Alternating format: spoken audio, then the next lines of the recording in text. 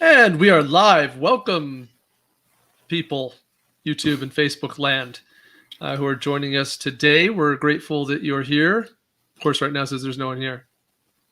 Oh, right. It doesn't matter. Of course. The people will come. You have to get notified. So, Matthew, we had a pretty cold snap last week in Colorado, but it's pretty sunny out today. What's Ohio looking like? It is pretty much like what you guys have over there. We had tons of snow for like a week, and now it's finally starting to melt. But, you know, I don't know how it is in Colorado, but in Ohio, it's like you'll have snow, and then it'll warm up a little bit, and then all of a sudden you'll get snow again, you know. So it's all over the place. But well, we're not the Midwest. We generally, here in Colorado anyway, we allow enough time for snow to melt before we get more. That's how it should be. That's the cycle. Yeah. I didn't grow up in a place like that, but welcome. Thank you, everybody, for being here. Welcome, Michael. Welcome, Jason, and everybody who's participating today. We're going to have an interesting conversation. Today is our legislative updates episode. This is a format that we do once a month where we try and cover, legislative updates, things that are being passed and discussed, and legal stuff. And we have one story that's semi on the fringe of a legislative update. Okay, really, it's not at all, but we thought that it was timely. And we're going to discuss it as well. Maybe it needs to lead to some legislation, Matthew. Mm-hmm. Yeah. So that's going to be a good one, and it has everything to do with Bank of America. So that's the plan today, and we're running a few minutes late getting started here. So I think we're going to dive right in. We will be monitoring comments both from YouTube live as well as from Facebook. So we'll try to do our best to respond by typing, and where appropriate, we can address comments in the recorded discussion. But yeah, that's the plan. Yeah. And are we giving away a prize today, Matthew? We are. Okay. We are giving away. You want me to tease it or? Sure. What's the prize that's getting Yeah. So we're going to be giving away palm pepper spray, individual little canister. Yep. So stick around to the end. We'll be announcing the winner then. All right. So with that, here we go. Here's the recording. Welcome to the Concealed Carry Podcast, episode 483. Welcome to the Concealed Carry Podcast. I am your host, Jacob Paulson. I'm joined today by co-host Matthew Marister. Hello. Matthew. How are you doing, Jacob? Just fine. If for those of you, if you could see our video cameras, you would know I'm sitting in my home office in Colorado, and behind me I got two big American flags. One made out of shotgun shells, and the other one's a puzzle that was put together. And behind Matthew, he has some sort of like box frame of Marine veteran stuff. I don't know what it is. It probably is like your rank or something. Yeah. Nothing cool. fancy. Everybody who gets out of the military has to have like a love me little, shadow box of their stuff. So it's cool. It's cool. You earned it, bro. I'm all about it. Looks awesome. Right. I don't have anything that cool to put in the background. My list of achievements and ranks is pretty short. Today we're going to be diving into some cool stuff. This is our legislative update episode. So once a month we do an episode where we review recent news from gun law stuff, laws that are being passed, laws that are in committee or being put through the system that have to do with gun law or self-defense laws. So we have several of those today, and we have a bonus story that we're going to get to relatively early on in the episode about some nefarious, less than cool things that corporate America might be involved in. Mm-hmm. That's the story. So with that in mind, okay, I can't help it. I got to mention a little quick Marine story. So the other day I'm teaching a class, and for this particular class, I was in a conference room at a hotel. The good old hotel conference room story. Beautiful. And I got a room of a handful of people all wearing masks and whatever. And out of nowhere, this hotel guest peeks his head in, sees what we're doing. I'm like holding up a gun, and he sees stuff on the wall, and he just yells, "Semper Fi!" And then he walks off. Apparently, it's just assumed at large that if you have anything to do with guns, you're a Marine. Yeah, I don't know, man. I remember kind of a similar thing happened to me when I was a poolee. So like before you go into MEPS and go into the Marine Corps and everything, and I had a Marine Corps shirt on, and I was walking across like the parking lot, and some dude like screams like "Semper Fi," and I was like freaked out because like I didn't know the protocol, right? Like I wasn't an actual Marine. I just had a Marine Corps shirt on. You didn't flash the special handshake or anything? Yeah, and I'm like, what's this guy like? I don't know what's going on. But later on, then I realized, it's appropriate just to scream Semper Fi at people that have, any Marine Corps type of memorabilia on them. So in my case, have no Marine Corps right at all. right. Just some loose association with guns, and apparently we got to yell Semper Fi at each other. I thought it would be awkward to respond. Like, what am I supposed to say? Semper Fi back? Like, am I allowed to say that? I don't think I am. Sure. Yeah, you can. We'll let you.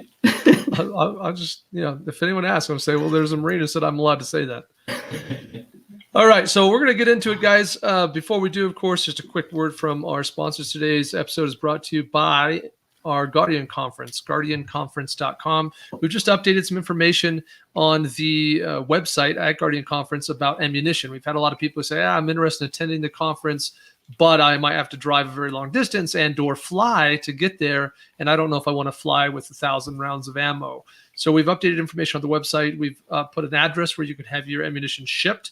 Obviously, don't do that blindly, like contact us and tell us it's coming. Otherwise, it's just a great gift, and we appreciate the ammo. So that's a joke. You can go to the website. You can get more information now about how to ship your ammo in advance of the conference, so you don't have to worry about transporting it. And we've updated the conference list of instructors who will be teaching at the conference. So you can go and learn more there. We just, for example, added Todd Fossey, I think is the most recent instructor that's been added. And Todd's going to be doing a lot of combatives training, which, of course, is his specialty. So that's going to be really cool. I'm sort of excited, and then I'm also like sort of nervous about it. Like, I don't know if I want to go roll around on a mat with Todd Fossey. Like, it's going to get really embarrassing when he like pins me and takes my gun from me and sticks it in my face or something. I don't know. Pistol whips me. I'm just joking. It's going to be great, guys. Learn more and sign up for the event at guardianconference.com. We are getting close to increasing the price. Right now, there's some early bird pricing there. And there's two stages, kind of a super early bird, then a normal early bird. And we're giving that discount right now because the event is not fully finalized relative to the instructors and the class schedule. So if you take a little bit of a leap of faith right now and sign up when not all that stuff is finalized, you are going to save some money. So learn more at guardianconference.com. And I'll add that conference is in part being sponsored by Throom Targets, and we appreciate their support of us and of that event. You can learn more at Throom, Throom, targets.com. There you have it. And of course, also our sponsor today, Ready Up Gear. You can learn more about their products at readyupgear.com. Matthew, we've gotten complaints from people that little introduction of our podcast is too long and they can't listen through it all and they just want us to get to the content. I didn't think that was that long. I was just thinking like I didn't time it, but it wasn't too horrible. Yeah, no, it wasn't too terrible. No, all right. Maybe we can shift it up, put one in the middle or beginning and one in the middle. Yeah, I don't know. Give us some feedback, guys. Yeah, you can give us the feedback. I mean, we can't do the podcast if we don't get paid for it. So you got to have the sponsor messages, and sponsors like being at the beginning because you guys are more likely to like stick around and hear it when it's at the beginning. All right, so let's get into it. So the first story today is out of Edmond, Washington. I have no idea where Edmonds, Washington is, Matt. It doesn't really matter. And give us the break on this. Yeah, so basically, this is Edmonds, Washington. I'm sorry, I think either your audio is cutting out or mine. I don't know, but let's pretend like it didn't happen. We'll keep on plowing ahead. Gotcha. All right, so basically, this is an appeals court case out of Edmonds, Washington. So this is a city of Edmonds lost a case back in 2018. It was a storage of firearms case. Basically said that the city tries to passed a law that said you must store your firearms. If they're not on you, you're not carrying them, and you're in your home, you must store them in a specific way and then assign penalties monetarily if somebody were to break in and steal your firearm or use it against somebody else in a crime. And so what happened to us is Washington State has a preemption law, which basically says that the cities or jurisdictions can't create laws that are more restrictive than the state law regarding how you store a firearm. And so there was an appeal an injunction that was requested, and it was approved by a judge or affirmed by the judge, and said, yeah, this is a violation of the law. And so it went up. They appealed it again to the appeals court, state appeals court, and again they ruled that quote, regardless of its arguable benefits to public safety, it is unambiguously preempted by state law and provisions of the Initiative 1639, a gun safety measure passed by voters in 2018. So this has been going on for a while, trying to go back and forth and figure it out. But the city is intending to obviously, the status quo report is we're going to look at all our options and see where we're going to go with this, and if they're going to try to appeal it at a higher level. Maybe they will, maybe they won't. There's another court case in Seattle that had similar results. So perhaps the writing's on the wall that these types of things are, when you go against preemption law, aren't really working out well. But I mean, Jacob, you live in a perfect example of where there's a preemption law and it's just not being followed. Yeah. Well, I mean, isn't federal law supposed to preempt state law? And yet I live in a state where marijuana is legal. So, yeah. I mean, we could look at that lots of different levels and examples, and sometimes it's enforced and sometimes it's not. That's just the nature of the game. But in case, for those who aren't aware, this isn't a huge victory. I mean, it's a good victory, right? Like, let's not let the city pass more restrictive laws than the state has. Let's enforce the farm. But I guess bear in mind that the state of Washington, this firearm, they already have a firearm storage requirement law. So a law that I would consider not cool and not okay and arguably not constitutional, they already have one. So the local jurisdiction, Edmonds, they were trying to pass one that was even more restrictive, right? That was above and beyond what the state already had in place. So I think that the state law is already not cool, but now we got a city trying to go, even further. At least someone had enough sense to be like, no, you can't do that. So sounds like a win. We'll see if that goes to an appellate court or not. Mm-hmm. All right, so let's go to our semi-questionably not legislative update news story.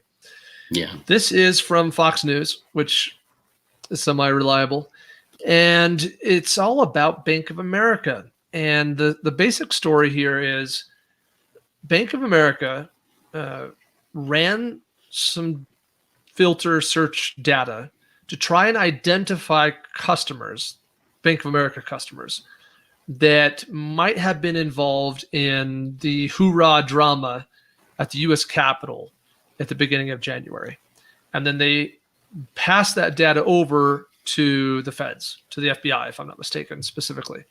Mm-hmm. And so, for example, they were looking for customers who confirmed as transacting either through bank account, debit card, or credit card purchases in Washington, D.C. between January 5th and January 6th. People who had made purchases for hotel, Airbnb, etc., in D.C., Virginia, and Maryland after January 6th. People who had purchased any weapon or anything from a weapon-related merchant, which would include a company like ours, between January 7th and their upcoming suspected stay in D.C. in or around Inauguration Day on January 4th. And also people who had related airline purchases since January 6th.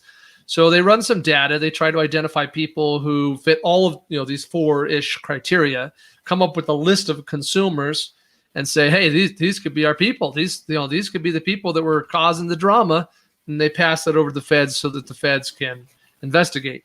And according to this article on Fox News talked to at least one consumer who was on that list and was interviewed by the FBI to see if they did anything naughty, if they were involved in the drama, and they were released and not charged. So clearly they were not involved in the naughty drama, assuming it was naughty at all. But that's neither here nor there for this conversation.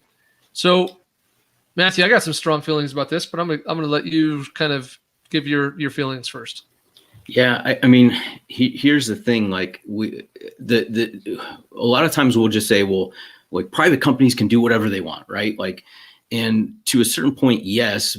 But for me, like when I'm looking at this, I'm saying, is this what we want companies doing with our personal information, considering that so much is like electronically goes through, through our bank purchases and through our cell phones and records of what we do and things, to be voluntarily giving information over to federal agencies without even advising the customer or the consumer, saying, hey, we flagged this, these transactions.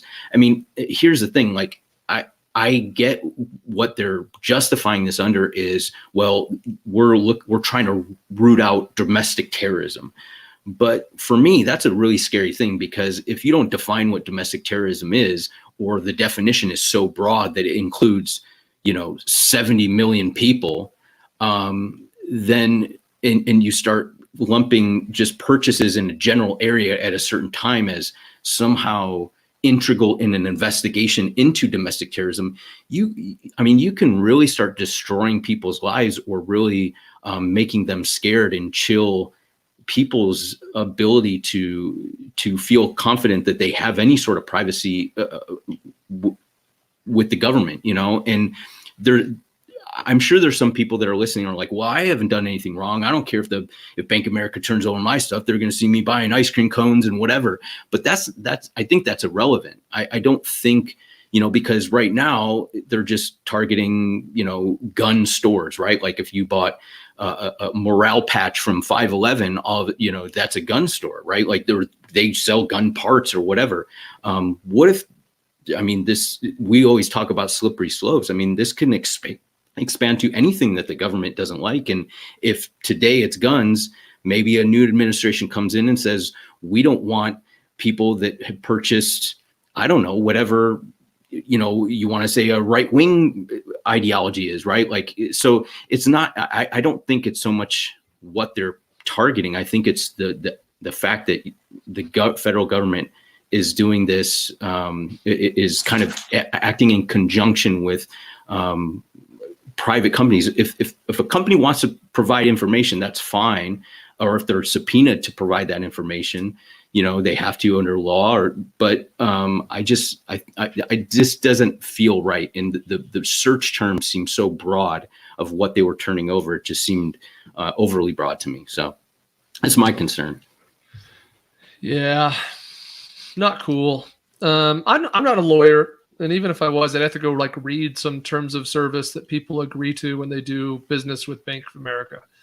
But generally speaking, most banks and credit card companies do have terms of service that allow them to do a lot of things with your data. Handing that over to law enforcement, I don't know if that would be part of that or not. Like, that's completely over my head. What I do know is just because they can, they don't have to, right? That it's still their choice. Unless they are given a subpoena, some sort of court order, they don't have to turn over anyone's data, even if you agreed to allow them to do so. So whether or not what they did was legal, no idea. Whether or not what they did was ethical, I would call BS. Like, no way. Even the Silicon Valley left-leaning, wing nuts of Silicon Valley, those companies, even them, they are very protective of privacy. Like, it takes a court order to get Facebook or Google to give away anyone's data. Like, they are not letting you touch that. But Bank of America, apparently all you got to do is ask. Like, hey, can you check for customers that meet this criteria? That'd be really helpful. So anyway, my 2 cents is whether or not it's legal or not, I have no idea. But what I do know is that it's still a choice the company has. The corporation can choose to volunteer the information, or they can choose to say no. Give us a court order, and then we'll comply. Right. And that's the difference maker here. I think that we have to be aware that this is a danger that is going to come more and more in our industry. I'll give you one other example, and then we'll move on. PayPal. We accept PayPal on concealedcarry.com. Okay, you can go to concealedcarry.com. When you're at checkout, you can pay with a credit card directly, or you can pay with PayPal.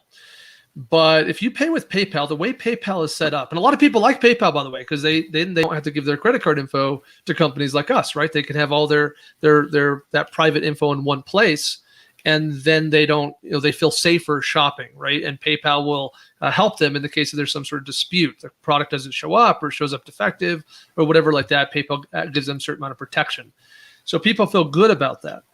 However, the way PayPal works with e-commerce websites, we have to pass to PayPal every product you're buying.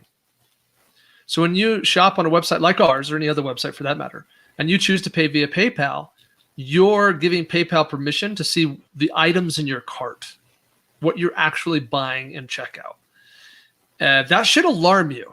That should be very concerning to you that they're getting access to that data. It's not a choice we have. Like, that's just the way the system works. That's what, if we're going to accept PayPal as a payment method, we have to do that. And by the way, we lose about 20% of our revenue if we don't offer PayPal as a payment method, because consumers at large trust it so much that many of them will not buy if we don't offer PayPal as a payment option. So you got to vote with your wallet. You got to choose who you're going to do business with, and you got to take cues when they're there. And you got to have hard conversations with other companies that you are doing business with, and say, hey, wait a minute, what are you doing with my data? What are you doing with this? And how, do you care about this has nothing to do with guns. This has everything to do with privacy. This has everything to do with ethics and morals. So anyway. Yeah. And I guess to tie it into the legislative and why I thought it was important that we at least touch on it is that, like, sometimes we can get so focused on, well, the Second Amendment's there, and there's we have that protection, and there's a legislative process that goes through, and all these things, and if we see crazy bills coming up, we can stand up and make our voices heard. But behind the scenes, if we kind of get like a singular focus on that, and I'm not saying that legislatively and grassroots type stuff isn't really important, but we can lose sight of what's going on behind the scenes if we're not understanding that. Every time that you get an email like, oh, our terms of services have updated, why don't you click to read them? And you're just like, oh, no big deal. And sometimes in those, they might be sort of roundabout, sort of like going around legislation to curtail a freedom or give away some of your, intellectual, your privacy information to somebody else. And if you're not aware of that, and this isn't about cancel culture. Like, I'm not saying anybody who does this, we should boycott them. And I'm not saying that. I'm just saying, like, just pay attention to what's going on so you can choose wisely who you choose to give your money to or allow to access your private information. Yeah. I still believe in capitalism. Like, I totally believe that if Bank of America, if they're in their terms and conditions, customers, give them permission to do this, and if they decide to do it, that's totally cool, like all the way up to them, no problem. But I have the same right to choose to then not bank with Bank of America. That's the system that I believe in. All right, we're going to go to Utah next, and I switched the order up a little bit in our outline, Matthew, but I think it'll be a more logical flow. So Utah, the governor just signed into law constitutional carry or permitless carry, or whatever you want to call it. I think it goes into effect on like May 1st or something like that. So right now we're in the period of, it's going to be law soon, but it's technically not yet. And we're pretty excited about this. This has come up a lot in Utah. Like, I'm talking at least 10 years worth of the legislator trying to pass constitutional carry in Utah and not being able to get it through, or getting it through, but then having it vetoed by the governor. That's happened at least twice that I can remember. So I would strongly encourage us to keep track of these things, because in this case, in Utah, persistence paid off. They finally got it through and signed by the governor. So more than a decade in the making. So there's some questions I always ask anytime a state passes constitutional carry. So I'm going to try and answer these questions for our listeners, because this might be valuable. First question I always ask is, does it apply to residents and non-residents? Because often a state will pass constitutional carry, or I shouldn't say often, but it has happened that a state has passed constitutional carry, but it only applied to residents. And in the case of Utah, it does apply both to residents and non-residents. So whether or not you are from there or not, if you are there, once the law goes into effect, you'll be able to carry concealed without a permit. Another question I always ask is, well, I shouldn't say always, but in the case of Utah, we have to ask is, can it be loaded or not? That sounds weird, but Utah has a very distinct and weird definition of the word loaded. You can take a semi-automatic, for example, fully load your magazine, shove the mag into the gun, and as long as you don't rack the slide and put one in the chamber, the gun is unloaded. I know there's ammo in it, but in Utah's legal definition, that gun would be unloaded. And today, in the current climate, before this law passing, a person can carry an unloaded gun, open carry, in Utah. And so that might sound weird until you realize what unloaded means. It just means you got to chamber round when you draw. So this new constitutional carry law does clarify that it can be loaded. So both residents and non-residents, and the gun can be loaded. So that's the deal from Utah. Anything to add, Matthew? No. I mean, I think in one of the other things is like when this kind of stuff comes. Well, we can save it for the next. Yes. Let's go there next. So we got one other state that's just passed a constitutional carry bill. Matthew, what state is that? We're talking about Montana. Montana? Montana. Love it. Yeah, Montana. So House Bill 102, basically your constitutional carry removes the requirement for a permit. I liked in the article on concealed carry, our website, Josh quoted the bill itself, and it said the purpose of sections 1 through 11 pertaining to the bill is to enhance the safety of people by expanding their legal ability to provide for their own defense by reducing or eliminating government mandated places where only criminals are armed and where citizens are prevented from exercising their fundamental right to defend themselves and others. I mean, that's why we do this. I mean, that's why we're here, right? That's why we're talking about concealed carry, is that essential truth, and it makes so much sense. But I thought it was well worded in the bill. Yeah. Now the Montana law also is not in effect yet. I'm trying to remember the date. I think it's probably in here somewhere. June 1st. Yep. So Montana permitless carry goes into effect on June 1st. For those interested, and you can get to the actual bill itself if you click through from our show notes to that article. So good job, Montana. I thought I'd quickly review the states in this country that have some sort of constitutional carry law in place. And this is a current list. This will not include Utah and Montana since theirs are not in effect yet. But the following states have some form of permitless carry currently: Alaska, Arizona, Arkansas, Kansas, Kentucky, Maine, Mississippi, Missouri, New Hampshire, North Dakota, Oklahoma, South Dakota, Vermont, and West Virginia and Wyoming. And they all have slightly different flavor, and they might have different variations and restrictions, but all of those states have some form of permitless carry in place right now. Mm-hmm. Yeah. I mean, I think here's the thing, like, if you actually break it down, I mean, and obviously, like, you're an instructor, I'm an instructor. We make part of our money from teaching classes, and part of those classes are concealed carry classes. But if you think about it in reality, especially like I'm in Ohio where we have open carry, which is legal. It only requires a permit if you put your shirt over top of it or you cover it up, right? And so it's like, what really is the permit for? Because I mean, it's the same thing. The same people can carry. It's just if you put a jacket over it, now you have to pay the government, and they have to trace or track that you have this firearm. It's kind of weird. And we can talk about pros and cons of constitutional carry and everything like that. But it's just weird to me that there's so much focus on having a license in order to put a shirt over top of a tool that otherwise you wouldn't need to have a license for. Yeah.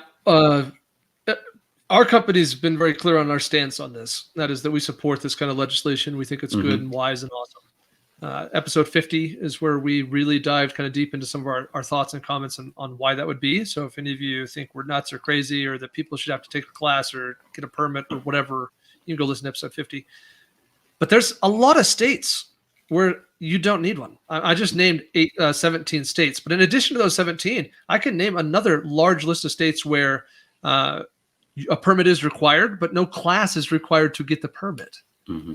And so isn't that like, what's the difference? Aren't those basically, for the sake of the argument of whether or not training should be required, it's the same difference, right? And later we're going to talk more about Indiana, but Indiana would be one of those. Georgia would be one of those. And there's many others. So it's just Pennsylvania is another one that comes to my mind. We got to keep that in mind. Like, there's no data, all emotion and supposed logic aside, we now have decades of track record with millions of gun owners where no data exists to suggest that they're less safe, less able, or that it's chaos in the streets. Mm-hmm. All right. Good times. One other thing that's relevant to Montana, we were talking about constitutional carry here, but the reason I made this one second is because also in the law passed by Montana, which goes into effect on June 1st, they also clarified or strengthened their campus carry laws. And so this matters. There's a lot of different flavors of campus carry too, frankly. You have states like Idaho, Utah, Colorado, and Georgia, where just by state law, poof, you can carry on a college campus. You're good to go. No problem. Don't worry. School can't stop you. And then you have a handful of states like Oregon, Texas, Kansas, Arkansas, Mississippi, and Wisconsin, where concealed guns are permitted by state law, but schools can still have some limitations, right? They can limit where on the school campus, or do you have to have a certain type of holster, or do you only certain people based on whatever criteria, right? They have the ability to regulate it to some degree. And then you have states like Montana, Washington, Nevada, California, Arizona, South Dakota, Iowa, Indiana, Ohio, Pennsylvania, Maine, Vermont, New Hampshire, Delaware, Maryland, West Virginia, and Alabama, where they basically just leave it up to the schools. Hey, schools can have whatever policy they want. Mm-hmm. And this new bill that's been passed in Montana, I've been trying to understand it and read through it, and I'm still not totally savvy on it. What I know is that it prevents the universities from restricting gun possession on campus. So I don't know to what degree it does that. If it makes it like in Idaho, Utah, and Colorado, where it's just like, no, you may not restrict anything. Or if it's more like a Texas, Oregon, where it's like you can't say no, but you can still regulate when and how. I don't know for Montana what that's going to look like, but either way, it's better than it was effective on June 1st for college campuses in Montana. Yeah, and to your point about like decades of history or data, Utah, this other state that we just talked about, they were the first state for campus that had campus carry, and they started that in 2004.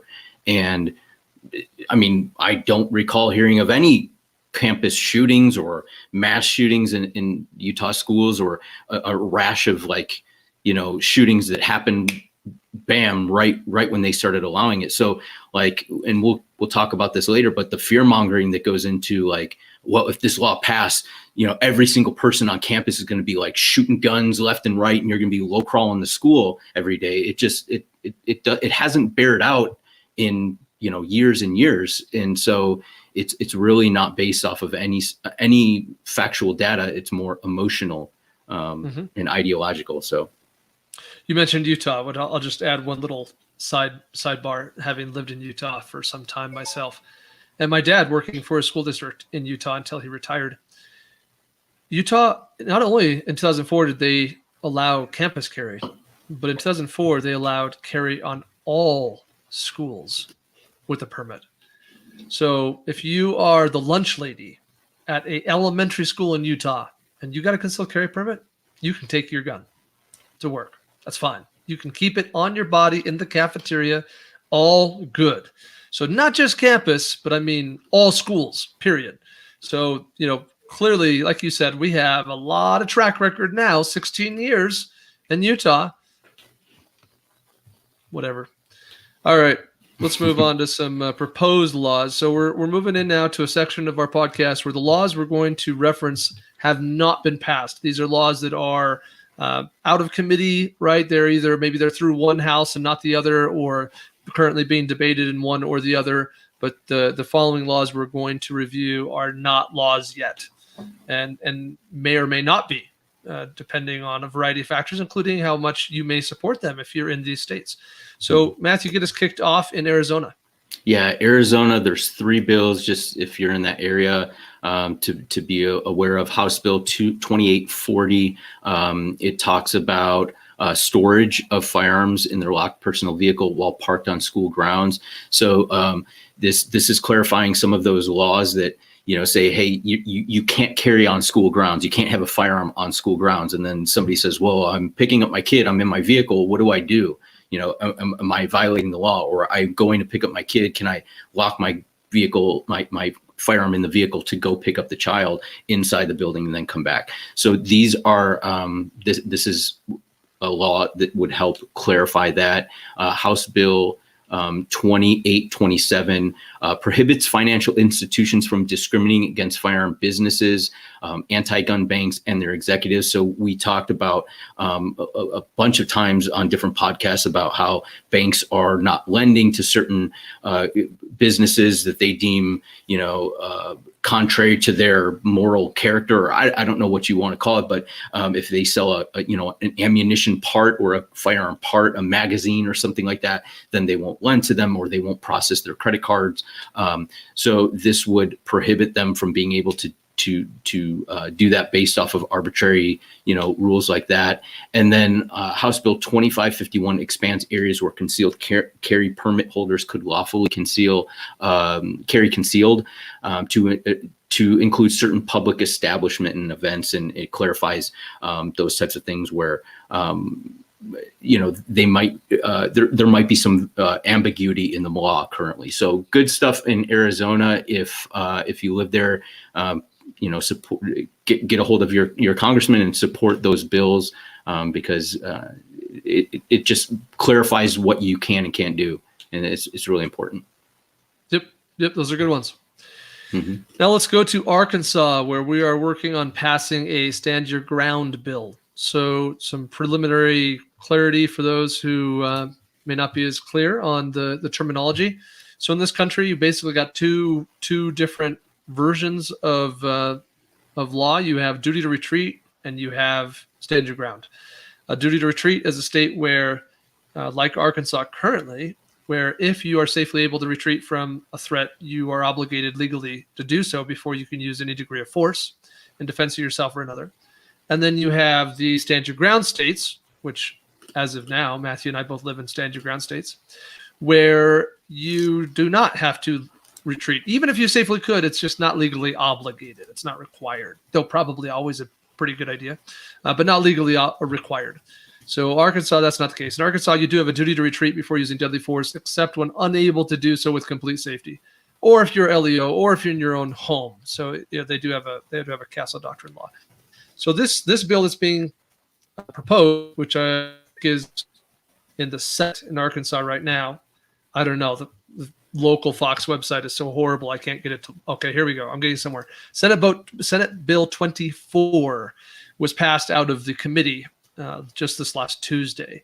So if assuming that this goes through to the House as well, and then gets signed by the governor, it would remove that duty to retreat, and it would make Arkansas the 39th stand your ground state. More than 75%, 3/4 of our states are stand your ground states currently. So Matthew, you're in the state that just most recently became a stand your ground state. Yeah. So that's got to feel good.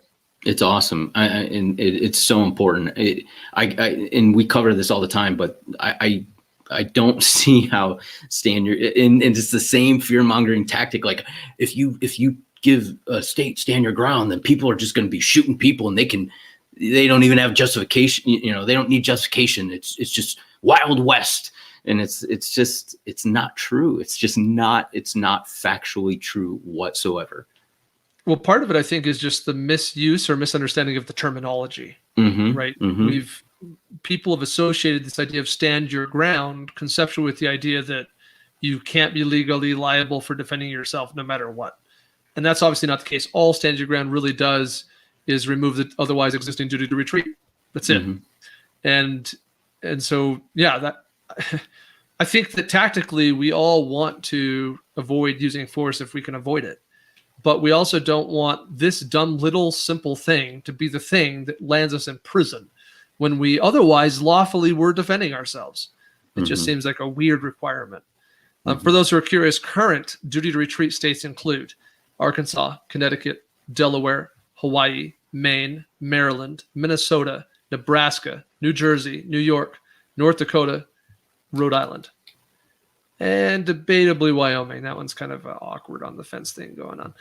So good job, Arkansas. We hope you get there. Absolutely. What's going on in Vermont, Matthew? All right. So let me pull up Vermont. This is a public hearing. Actually, it happened today, so I don't know the timing and everything like that, but it was going on today, a public hearing. This is talking about Senate Bill 30, which bans firearms in public buildings, hospitals, and daycare centers. And so this has been going on. It's gone. I believe it passed the House or Senate. No, it passed the House, and now the Senate the Senate Judiciary Committee passed it out, and now it's being voted on in the Senate. So this is obviously like, if you see like I think as concealed carry licenses and laws, we see them getting more fleshed out. Because concealed carry, I think, you're good with history, Jacob, but like concealed carry as a concept hasn't been around for 50 years. So No. as it's moving across the country, I think we're seeing like different states address issues in the wording of the laws that were ambiguous and leaving gun carriers, that are otherwise doing everything legal, like in some sort of gray area where they're unsure of, can I statutorily cross this line, right? And where is the line? We don't really understand it. And why is the line there and not over here? And so I think one of the themes I'm kind of seeing recently is laws that are legislation that's aimed to better translate what the intent of the law is, rather than leaving these ambiguous gray areas for gun owners to fall into. Mm-hmm. Yeah, in this case, this is legislation we don't want to support. We'd rather see legislation that clarifies this in the positive, right? That this Right. is a bill that's attempting to prohibit guns in some public places where today they're believed to be allowed. Right. Vermont's we were talking about some really interesting things about Utah. Utah has some very specific things that no other state has going on. Vermont also has a claim to fame that no other state has going on. Vermont is the only state in this country with no concealed carry permitting system. There is no permit you could acquire no matter what you attempt to do in Vermont. Vermont has just never made it illegal to have a concealed carry gun. They were the first constitutional carry state, not because they proactively passed such a law, but because they never passed a law that said you couldn't have a concealed gun.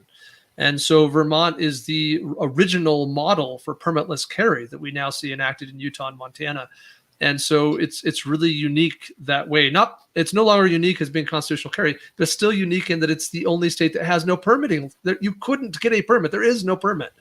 And so I think that with that context in mind, knowing their history and where they've come from, you now have a very different mix-up of the legislature there. And you have some people who are saying, wait a minute, we probably can't propose magazine limitations in our state. That's, the public won't tolerate that. But maybe we can convince the public that we don't want all these gun owners taking guns into daycares or hospitals. Maybe that is our current limit of what our constituents are willing to deal with what's palatable. So this is the deal. Like in every state, they're going to reach for whatever they think they can reach for. And in Vermont, the current political climate is it's time to start making some strides forward in the eyes of the anti-gunners. Mm-hmm. Yeah. And they're trying to clarify where they want, because Vermont is kind of open in the respect, like you said, Jacob, is they're trying to carve out specific, hey, you can't carry here, and try to take that away little by little. So yeah, you're exactly right. And it's weird. Vermont is, kind of like a gun haven, but it's not real. You know what I mean? It's like legally there's nothing restricting it, but there are definitely little carve outs that are different than in other states. So it is a unique thing. And that's a crazy thing about the 50 states, right? There's different laws in every state, and whether it's good or bad, you can argue states should be able to pass individual laws, right? There was one comment, Eddie Chase, in the comments about what happened to national carry law that we were promised. And this is kind of like that thing where, one of the benefits of not having a national, universal concealed carry permit that's given by the federal government is the federal government can't dictate to the states what they can and can't do as far as permitting and where you can carry and where you can't. On the other hand, it would be nice if it was kind of more uniform, right? Like where I don't go to across the state line and all of a sudden it's completely different. So it's one of the unique things about our country. But yeah. Speaking of unique, let's talk next about the state that has the highest rate of concealed carry permits per capita among the adult population. Indiana, where almost 15% of adults in the state have a concealed carry permit. So in Indiana, there is an attempt to a proposal to have a constitutional carry, a permitless carry, whatever you want to call it, law passed, similar to what's been passed now in Utah and Montana. But it's getting some pushback. And I think, I don't understand. In Indiana, the debate is entirely different. Very different than it was in Utah or Montana or in Nebraska or in Oklahoma. It's different because in states like Utah, Montana that just passed constitutional carry, there the debate is, wait a minute, we can't let people carry around guns who haven't gotten any training. In Indiana, that argument cannot be made because while currently a permit is required, no training is required to get the permit. You just walk into the sheriff's office and give them money and pass a background check, and here's your permit, sir. And so you can't make that argument there, right? Like the only argument that can be made, and it's being made in Indiana now, is we need the money. The permitting system provides a bunch of cash for the state, and we don't want to let go of all the money. We want the money. And Matthew, what do you think about that? Yeah, it's crazy, right? Like, okay, so here, let me see the circular logic. So we have a guaranteed right. We have to pay the government to exercise that right. And then if we say we don't want to pay the government, they say, well, you have to because that's how we get our money. It's like, wait a second. So you give us a right, make us pay for it, and then you say we have to pay. We can't stop paying because then you can't run. It's bizarre. And I can make some really off the wall comments, but I'm not going to. I'm just going to stick to the facts and say, like, this is ridiculous. If that's your argument, then you have a really bad argument. Here's a quote from in the article. The headline of the article says, "Indiana House votes to eliminate license to carry handguns." Great, that's factual. Why police oppose the bill? Well, this is why. Okay, obviously the funding part, but this is the quote. This will cause less peace. Our people will be less safe. Gore is a captain with the Marion County Sheriff's Office. This is your argument. This will cause less peace. Our people are less safe. How? Like how? Where is the data that you're basing this opinion on? I mean, because it is absolutely an opinion. It's not based off of any reality.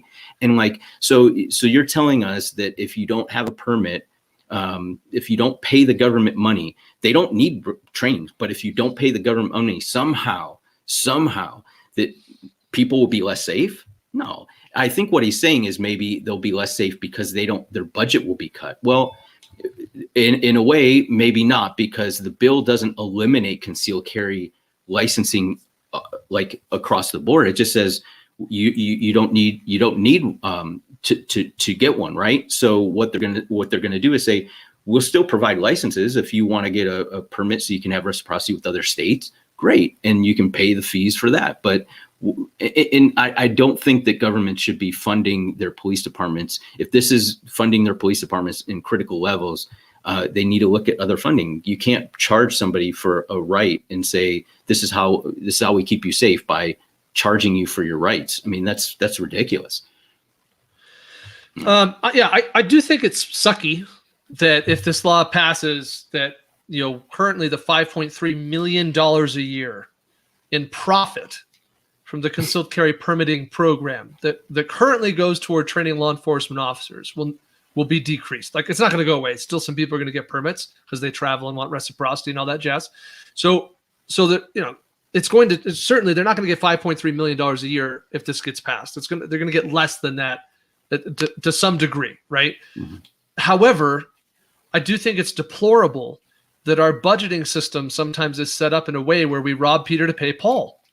Like, whose idea was it that we should charge so much money for a permit to begin with that it was profitable at all? It should never have been profitable. Okay. The state of Utah, going back to, I don't know why we're talking about Utah so much. Utah's law is very interesting. Do you know how Utah determines how much to charge for the permit application fee? The statute very specifically says that this government, the Bureau of Criminal Identification, BCI, will charge the fee that is necessary to process the application and nothing more.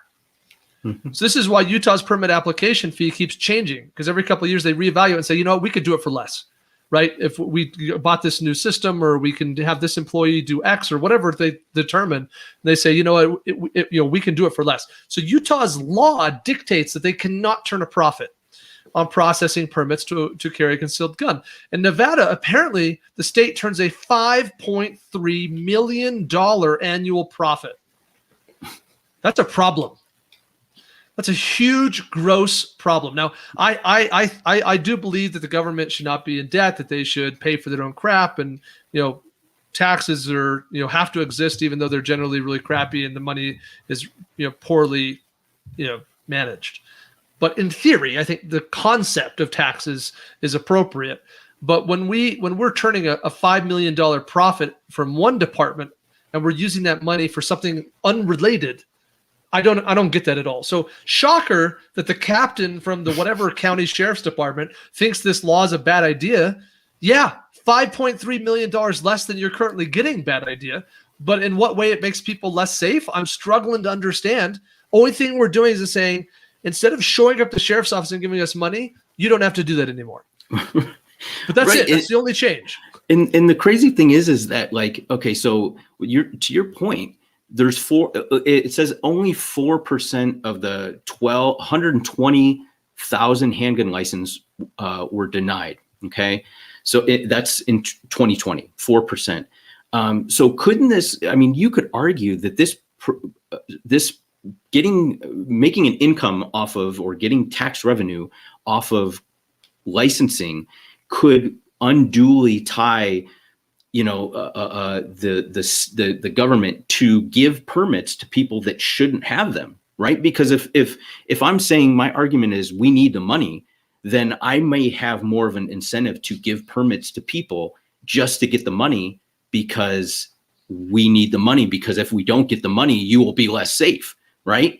So it's like, this could be argued on both sides, that it can't be tied. This is why you can't tie this money, this type of money, to law enforcement, because it is just it puts up too much of an incentive to put your thumb on the scale one way or the other. Yeah.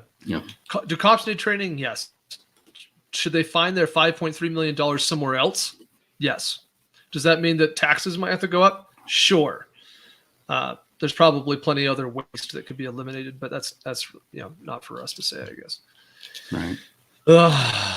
Calming down. Calming down. All right, let's go to New York. Just as we were getting calm and I'm talking myself off a ledge, let's go to New York. What's going on in New York, Matthew? Yeah, so New York, no surprise.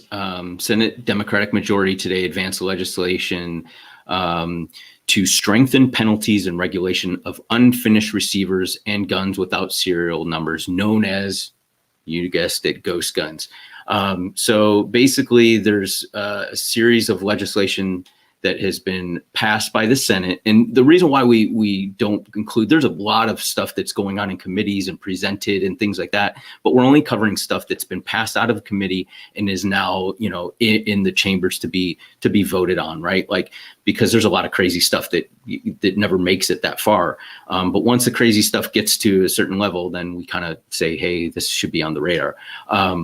But so one of them is talking about unfinished receivers, and this is, basically your 80% lowers unfinished frame receiver as a crime of first, second, or third degree. That's a sale of an unfinished frame or receiver. The second one, Senate Bill 14, will criminalize possession of guns without serial numbers, known as ghost guns. So if you do have a serial, an unserialized 80% lower, you put it together yourself, and somebody you use it to defend yourself, or you're stopped in a law enforcement stop and there's no serial number, it would be a crime, right? So unless you are a licensed gunsmith, you can't sell the ghost gun, prohibits the sale of ghost guns entirely, okay? Requires anyone manufacturing or assembling a firearm in New York to be a licensed gunsmith. Also requires New York gunsmiths to serialize any firearms, rifles, shotguns, and unfinished firearm receivers they manufacture, assemble. And then obviously register those not otherwise covered under federal law with the Division of State Police. So they go in and talk about ghost guns and how they're scary and all this stuff. They talk about background checks, universal background checks, because obviously without universal background checks, all of this stuff is kind of moot and unenforceable. So this, I mean, it's not a surprise, but these types of bills are definitely on the radar, and I won't be surprised if they pass in New York. I really won't. So unfortunately, it seems likely. I'm no expert on New York state law, to be frank. Not nearly much as I am in some of these other states we've discussed today. But I think that there's, if I understand correctly, there's already some anti-ghost gun-esque laws there, but that these new proposals are kind of trying to strengthen it, make it more clear, get rid of maybe potential loopholes that people might currently be using, really make it black and white, right? Like any existence of a non-serialized firearm or partially completed, receiver is a no-go unless you're a gunsmith or manufacturer.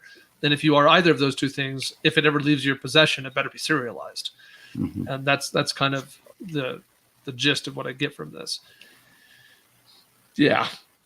Ghost guns. Well, it's all about the agenda. The agenda is we want to be able to have firearm registration, right? We want to know what every gun is and who has it. We want to know what every gun that you have. And in order to achieve that core objective, a couple things have to happen. One, every firearm has to have a serial number. Two, we have to have a database of those serial numbers and who has them. And third, we have to require background checks on transfers of firearms. Those three things are required for gun registration. If you only do some of them, but not all three, you're going to fall short. And so you're going to continue to see pushes for all three of those things across all 50 states by the anti-gunners, because all three are necessary in order to get them where they want to be. Yep. Yeah. And we can over that. Yeah.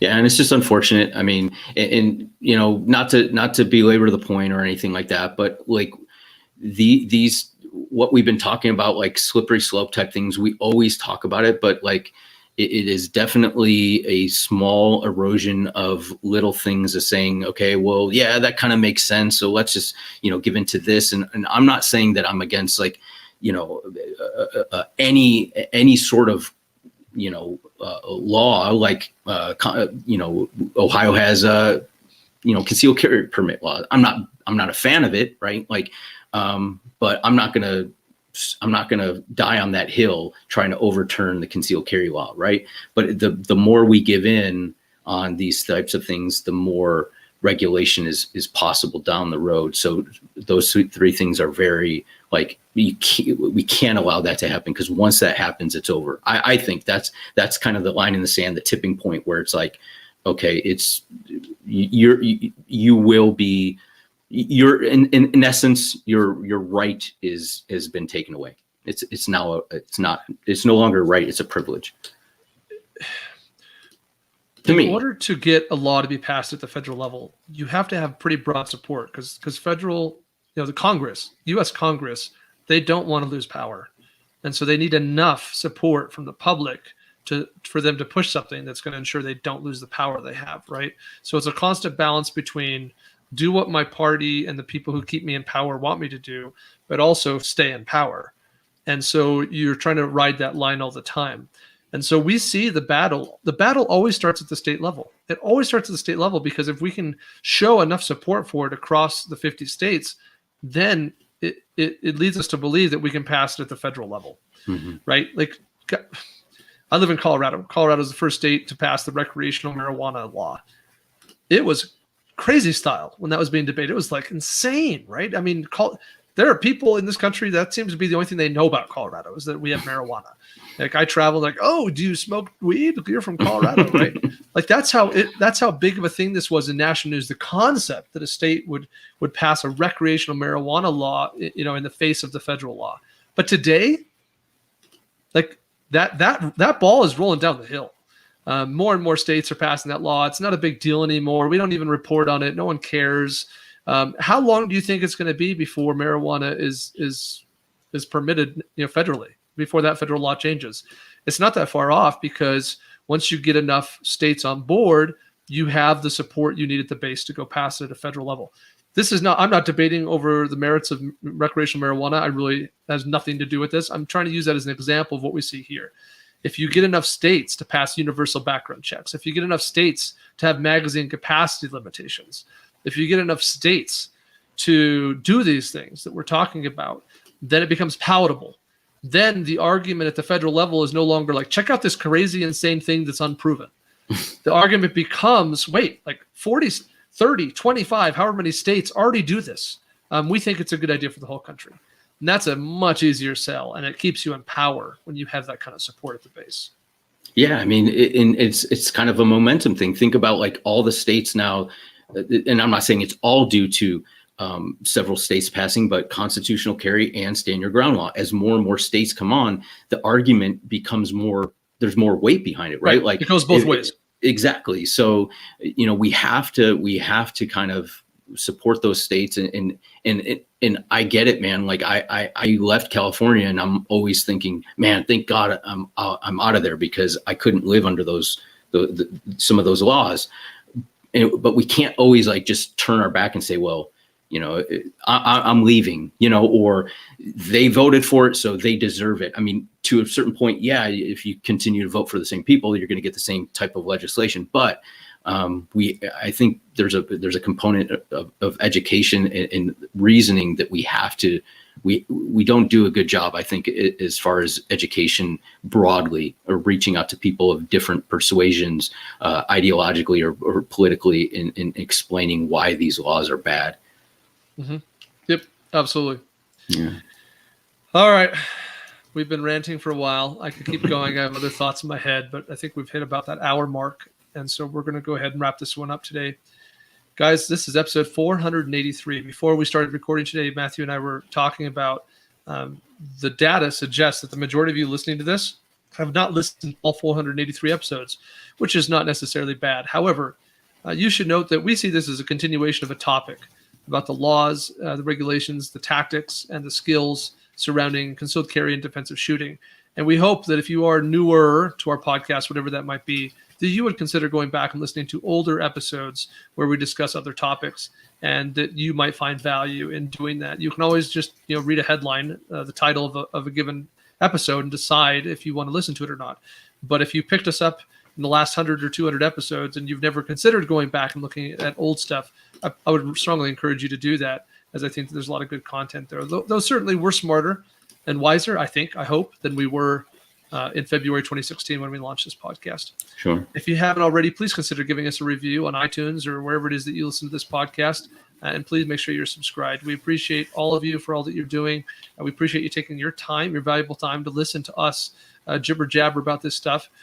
We find it valuable enough to take our time to do it, and we hope you do too. Please consider supporting our business and our sponsors, concealedcarry.com, our business, where we sell a large number of products. We provide a large amount of content and tools. And of course, today's sponsors, our own event, the Guardian Conference, which will be held in September, which is brought to you in part by Trim Targets, as well as Ready Up Gear, our sponsor. You can find all of their amazing products at readyupgear.com. Thank you for tagging along today. We need to pick a prize winner for this week's giveaway. For if you're not aware, every single week we give away a prize to one lucky podcast listener. You do need to sign up for that giveaway every single week. It is a revolving door. We dump all the entrants each week. We start from scratch. You can always sign up at concealedcarry.com/podcast prize. All one word, no spaces. And we appreciate everyone who does that. Signing up for the giveaway will also add you to our email list, where we send out a once a week digest with the latest episodes from all the podcasts in our network. Matthew, today we're giving away the Palm Pepper Spray. That's correct, sir. All right, so we're going to pull a winner. I'll just quickly disclaim that if you live in a state like New York where we're not allowed to ship pepper spray, then we'll have to give you a cash equivalent or a different prize. But let's do this thing, Matthew. Drum roll sound effect here. The winner is Ronald. Ronald, you are the winner. I will email you. Just make sure you check your spam folders and everything if your name's Ronald and if you've were one of the ones that entered in. And next week, we'll be giving away a Big Stick t-shirt, a concealed carry Big Stick t-shirt. Yeah, that's a sweet shirt. It's our top selling t-shirt. It's got a great quote on it from Theodore Roosevelt. So check that out and make sure you're entered to win at concealedcarry.com/podcast prize. All right. Thanks, everyone. Until later, Riley will be recording later today for the second episode of this week. You should catch him live at 4 p.m. Mountain Time. Thanks, everyone. Have a good one.